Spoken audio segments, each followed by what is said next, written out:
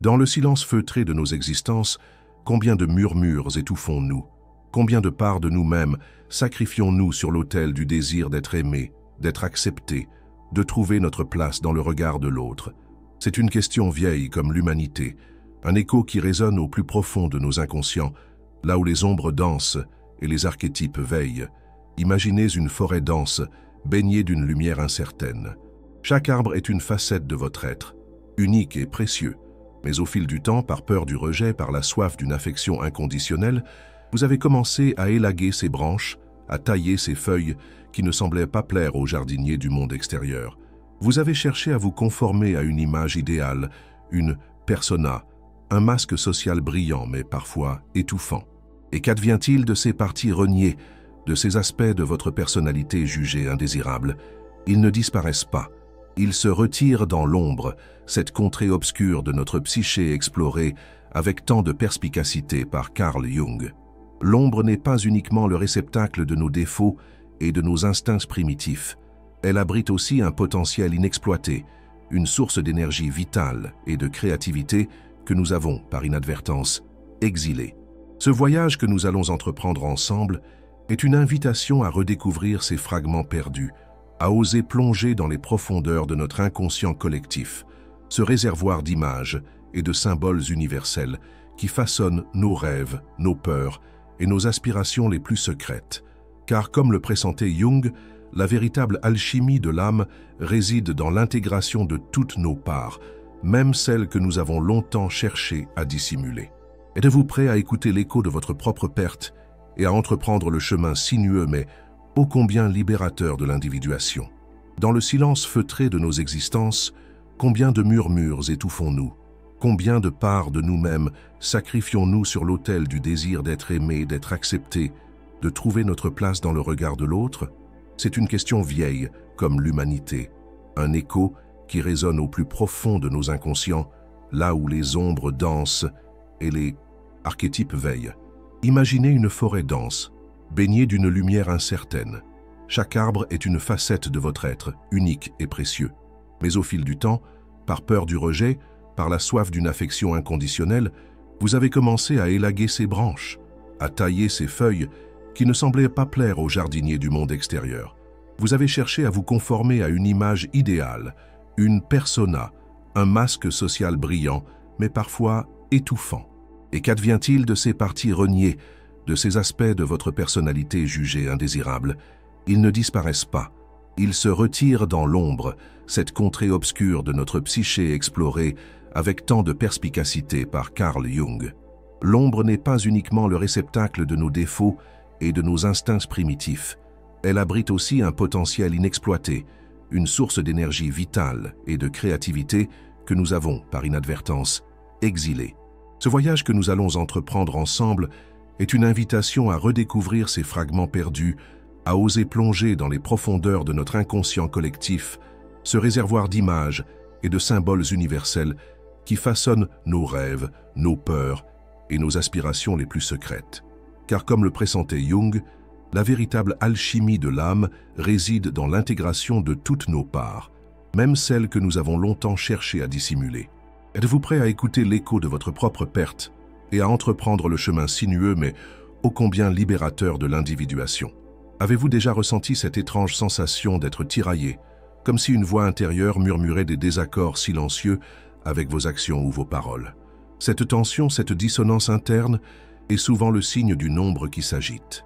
L'ombre, pour Jung, est cette partie de nous que nous n'acceptons pas, que nous rejetons car elle ne correspond pas à l'image que nous voulons projeter ou aux attentes des autres. Imaginez une jeune pousse, tordue par un vent violent. Pour survivre, elle se courbe, s'adapte à la force extérieure, mais cette adaptation laisse une cicatrice, une tension interne. De la même manière, nos expériences de rejet, de critique, les blessures émotionnelles non cicatrisées, contribuent à forger cette ombre. Nous y enfouissons nos colères, nos peurs, nos désirs inavouables, tout ce qui pourrait compromettre notre besoin d'appartenance et d'amour. Le poison de la soumission, dont parle notre titre, réside précisément dans ce sacrifice progressif de notre authenticité. Pour être aimé, pour éviter le conflit, pour se sentir en sécurité, l'âme se contorsionne, se plie au désir supposé de l'autre. Mais ce faisant, Elle s'éloigne de sa propre vérité, de son self, ce noyau central de notre psyché qui aspire à l'unité et à la plénitude. Cette soumission a un coût. Les aspects de nous-mêmes que nous rejetons ne disparaissent pas. Ils se chargent d'une énergie refoulée et peuvent se manifester de manière détournée, dans nos rêves, dans nos projections sur les autres, dans des comportements autodestructeurs ou des réactions émotionnelles disproportionnées. L'ami que vous critiquez sans cesse pour son arrogance pourrait bien refléter une part d'ombre que vous n'osez pas reconnaître en vous. L'attirance inexplicable que vous ressentez pour une personne aux antipodes de vos valeurs affichées pourrait être le signe d'un aspect refoulé qui cherche à s'exprimer. Jung nous enseigne que la confrontation avec notre ombre est une étape cruciale du processus d'individuation, ce cheminement unique vers la réalisation de notre plein potentiel. Accueillir notre ombre ne signifie pas céder à ses impulsions les plus obscures, mais plutôt reconnaître sa présence, comprendre ses racines et intégrer les énergies qu'elle contient. C'est comme apprivoiser un animal sauvage qui a été longtemps maltraité. Avec patience et compréhension, il peut devenir un allié précieux. Pensez à l'image d'un trésor caché dans une grotte sombre. La grotte représente notre inconscient, et le trésor les aspects précieux de notre ombre. Notre spontanéité, notre passion brute, notre capacité à dire non, notre intuition profonde. La peur de l'obscurité nous empêche souvent d'aller explorer ces richesses intérieures. Pourtant, c'est en osant affronter nos démons personnels que nous pouvons véritablement nous libérer du poison de la soumission et commencer à vivre une vie plus authentique et alignée avec notre self. Dans le théâtre de la vie sociale, nous portons tous des masques. Jung appelait ce masque la persona. C'est l'image que nous présentons au monde extérieur, la façade que nous construisons pour naviguer dans nos relations, pour répondre aux attentes de notre environnement familial, professionnel, social. La persona est nécessaire. C'est une interface entre notre monde intérieur et le monde extérieur. Elle nous permet de jouer nos rôles sociaux, d'adopter des comportements adaptés aux différentes situations. Imaginez un acteur talentueux capable d'incarner une multitude de personnages. Il peut être le héros courageux, le séducteur charmeur, le bouffon amusant, le sage réfléchi. Chacun de ces rôles demande un ensemble spécifique de gestes, de paroles, d'attitudes. De la même manière, nous endossons différentes personas au cours de notre journée. Le parent aimant, le professionnel compétent, l'ami loyal, le partenaire attentionné. Le problème survient lorsque nous nous identifions excessivement à l'une de ces personas, au point d'oublier qui nous sommes au-delà du rôle. C'est comme si l'acteur finissait par croire qu'il est réellement le personnage qu'il interprète, perdant le contact avec sa propre identité. Lorsque notre persona devient trop rigide, trop éloignée de notre vérité intérieure, elle peut devenir une prison dorée, nous coupant de la richesse et de la complexité de notre self. Le désir d'être aimé, cette quête fondamentale de l'être humain, peut nous pousser à polir et à perfectionner notre persona pour qu'elle corresponde aux attentes que nous percevons chez les autres. Nous pouvons ainsi masquer nos vulnérabilités, nos doutes, nos aspects moins présentables, de peur d'être rejetés. Progressivement, nous nous éloignons de notre authenticité, nous nous coupons de nos émotions véritables, et un sentiment de vide, de malaise diffus peut commencer à s'installer. Jung observait que plus une personne s'identifie à sa persona, plus son ombre devient puissante et refoulée.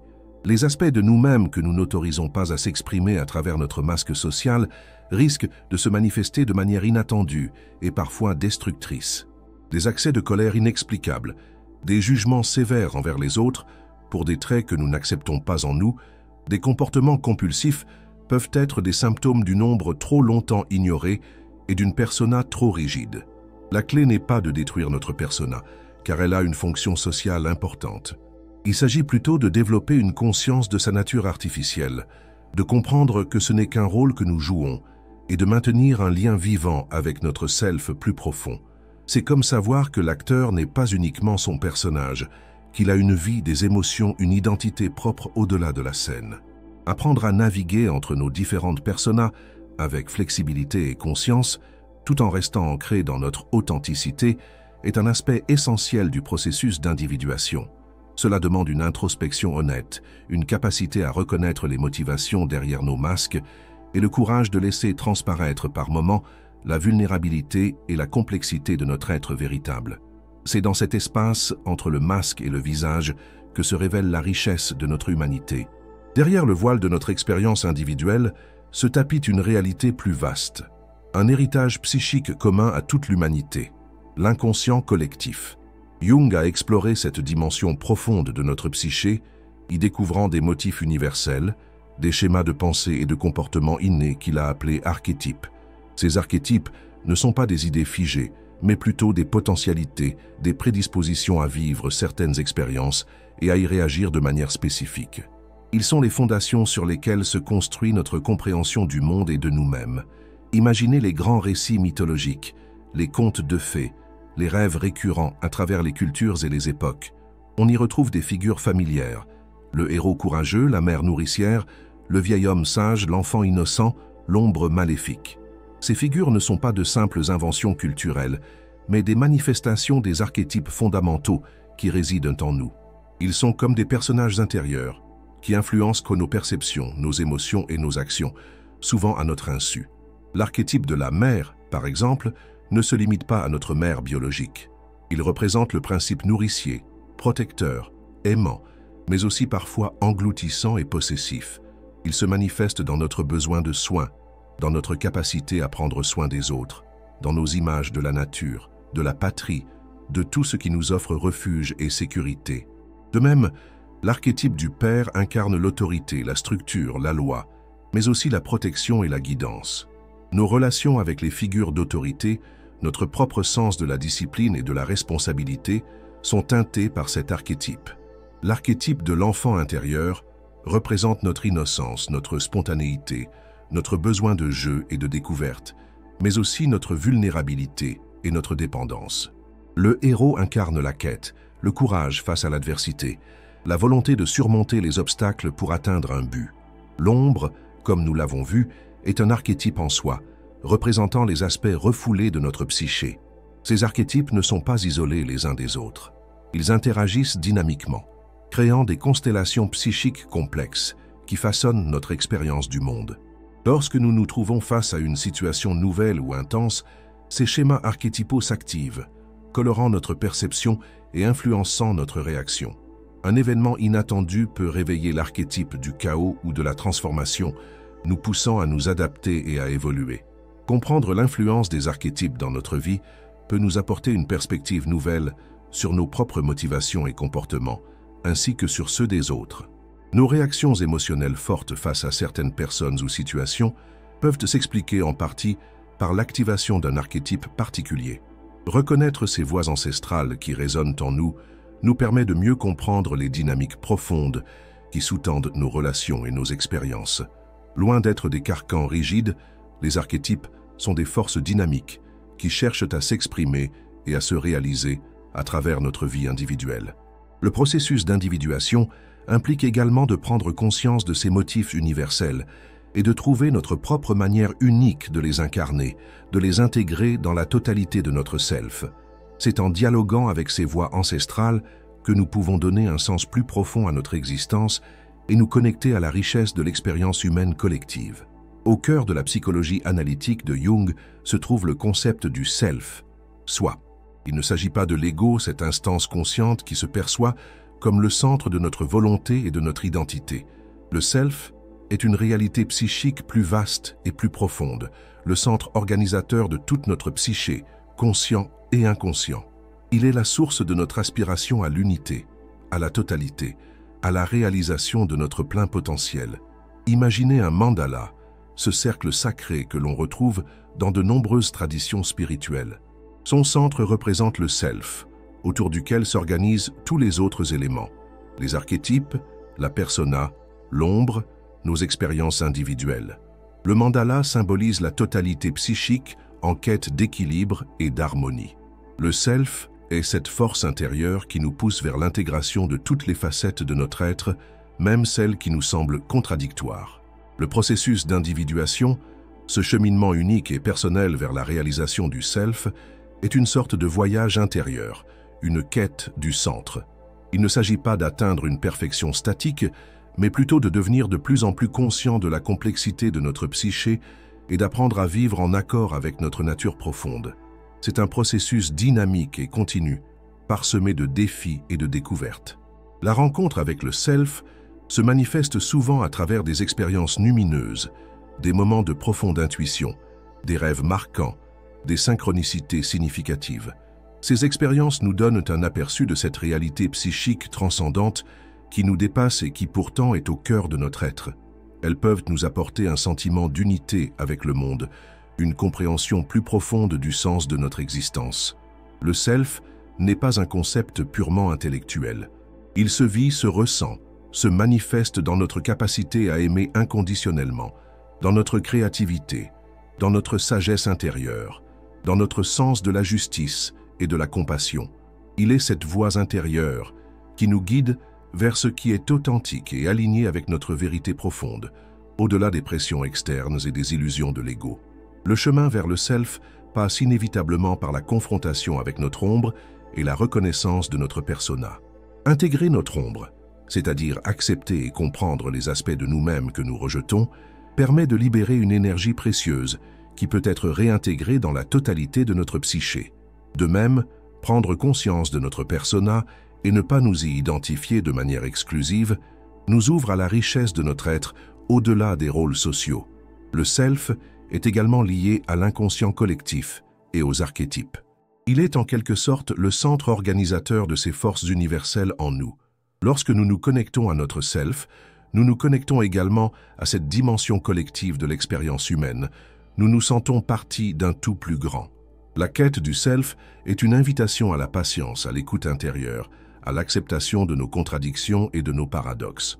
C'est un cheminement qui demande du courage, de l'honnêteté envers soi-même et une confiance fondamentale dans le processus de la vie. Car, comme le croyait Jung, au fond de chaque être humain réside un potentiel d'unité et de plénitude qui ne demande qu'à être découvert et réalisé.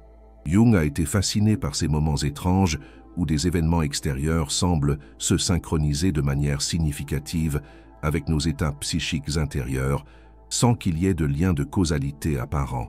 Il a appelé ces coïncidences synchronicités.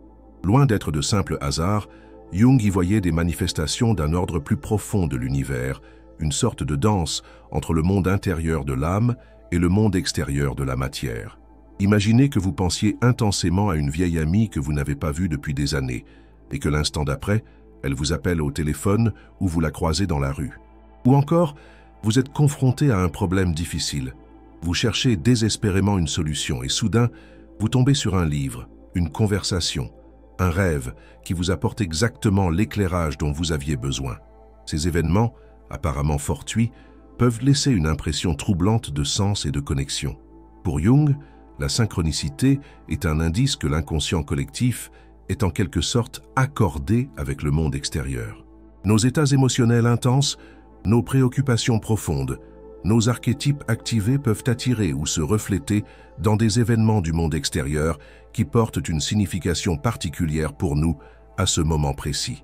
C'est comme si l'univers nous envoyait des signaux, des clins d'œil, pour nous guider sur notre chemin d'individuation. Il est important de distinguer la synchronicité du simple hasard ou de la pensée magique. La synchronicité se caractérise par une coïncidence significative, un contenu psychique et un événement extérieur qui partagent un sens commun et l'absence de lien causal direct entre eux. L'émotion intense ou la préoccupation psychique au moment de la coïncidence est souvent un élément clé. Ces expériences de synchronicité peuvent avoir un impact profond sur notre vie. Elles peuvent renforcer notre sentiment d'être sur la bonne voie, nous apporter de la confirmation dans des moments de doute ou nous ouvrir à de nouvelles perspectives et possibilités que nous n'avions pas envisagées. Elles peuvent aussi nous donner le sentiment d'être connectés à quelque chose de plus grand que nous-mêmes, à un ordre cosmique sous-jacent. Jung lui-même a vécu de nombreuses expériences de synchronicité qui ont profondément influencé son travail. L'une des plus célèbres est celle du scarabée d'or. Une patiente très rationaliste avait du mal à accepter le concept de transfert dans sa thérapie. Elle raconta un rêve où on lui offrait un scarabée d'or. Au même moment, Jung entendit un léger bruit derrière lui et vit un scarabée, une espèce rare dans cette région, frapper à la fenêtre. Il ouvrit la fenêtre et le laissa entrer. Pour Jung, cette coïncidence significative a aidé la patiente à dépasser sa résistance intellectuelle et à s'ouvrir au processus thérapeutique. Il est crucial de noter que la synchronicité n'est pas une preuve de voyance ou de pouvoir surnaturel. Pour Jung, elle était plutôt une manifestation de l'unité de la psyché et de la matière à un niveau plus profond.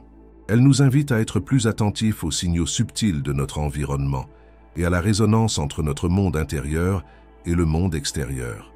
Apprendre à reconnaître et à interpréter nos propres expériences de synchronicité peut enrichir notre vie et approfondir notre compréhension du processus d'individuation. Elles peuvent être des boussoles subjectives, nous indiquant des directions importantes sur notre chemin vers le self. En étant ouverts à ces signes du destin, nous pouvons découvrir un sens plus profond à nos expériences et nous sentir plus connectés au flux de la vie. Tout ce que nous avons exploré jusqu'à présent converge vers un point central, le processus d'individuation. Pour Jung, ce n'est pas une destination finale à atteindre, mais plutôt un cheminement continu, une quête de soi qui dure toute une vie. C'est le processus par lequel un individu devient un individu, c'est-à-dire un être unique, intégré et entier, différencié de la psyché collective tout en y restant connecté. Imaginez un fleuve qui prend sa source dans de multiples ruisseaux. Chaque ruisseau représente une facette de notre personnalité, nos talents, nos blessures, nos expériences. Au fur et à mesure qu'ils convergent, le fleuve devient plus puissant et plus large, symbolisant l'intégration progressive de nos différentes parts en un tout cohérent. L'océan dans lequel il se jette représente le self, la réalisation de notre potentiel unique au sein de l'inconscient collectif. Le processus d'individuation n'est pas un chemin linéaire et facile. Il est souvent parsemé de crises, de doutes, de remises en question. Nous devons traverser des périodes d'ombre, affronter nos démons intérieurs, remettre en cause nos identifications à notre persona. C'est un voyage qui demande du courage, de la persévérance et une profonde honnêteté envers soi-même. L'une des étapes cruciales de l'individuation est la confrontation avec l'ombre, comme nous l'avons déjà évoqué. Reconnaître et intégrer les aspects refoulés de notre psyché, au lieu de les projeter sur les autres, est essentiel pour devenir plus complet et authentique. Cela demande de la compassion envers soi-même et la capacité de voir la valeur potentielle même dans nos aspects les plus sombres. Une autre étape importante est la différenciation de la persona. Prendre conscience des rôles que nous jouons et ne pas nous y identifier de manière rigide nous permet de nous connecter à notre self plus profond et de vivre une vie plus authentique, alignée avec nos valeurs et nos aspirations véritables. La rencontre avec l'anima chez l'homme ou l'animus chez la femme est également un aspect fondamental du processus d'individuation. L'anima représente la part féminine dans la psyché masculine, l'animus la part masculine dans la psyché féminine. Intégrer ces aspects contraires permet de développer une plus grande plénitude intérieure et d'établir des relations plus équilibrées avec les autres. Les rêves jouent un rôle essentiel dans le processus d'individuation. Pour Jung, ils sont une porte d'accès privilégiée à l'inconscient, nous offrant des images symboliques qui reflètent nos conflits intérieurs, nos potentialités et notre cheminement vers le self. L'interprétation des rêves peut nous apporter des insights précieux sur notre processus d'individuation. Les synchronicités, ces coïncidences significatives, peuvent également jalonner notre chemin d'individuation, nous offrant des moments de guidance et de confirmation que nous sommes sur la bonne voie. Être attentif à ces signaux subtils peut enrichir notre expérience et approfondir notre compréhension de notre propre processus. Le but ultime de l'individuation n'est pas de devenir parfait, mais plutôt de devenir pleinement soi-même, avec toutes nos complexités et nos contradictions. C'est un processus d'intégration, d'harmonisation des différentes parts de notre psyché autour du centre qu'est le self. Cela conduit à une plus grande autonomie, une plus grande authenticité et un sentiment de sens et de plénitude dans la vie. Le chemin de l'individuation est unique pour chaque individu. Il n'y a pas de modèle préétabli à suivre. C'est une exploration personnelle, une aventure intérieure qui demande du temps, de la patience et une ouverture à l'inconnu.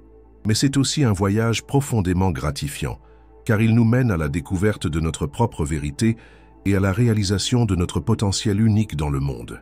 Le voyage au cœur de la psyché, inspiré par la profondeur de la pensée de Jung, nous a conduits à travers les ombres que nous projetons, les masques que nous portons, les voix ancestrales qui résonnent en nous et la quête incessante de notre propre centre, le self.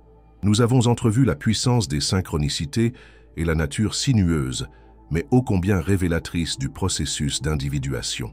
Imaginez maintenant que vous vous tenez au bord d'une nouvelle aube. Derrière vous, les paysages familiers de vos anciennes identifications commencent à s'estomper. Devant vous s'étend un chemin incertain, mais porteur de la promesse d'une plus grande authenticité.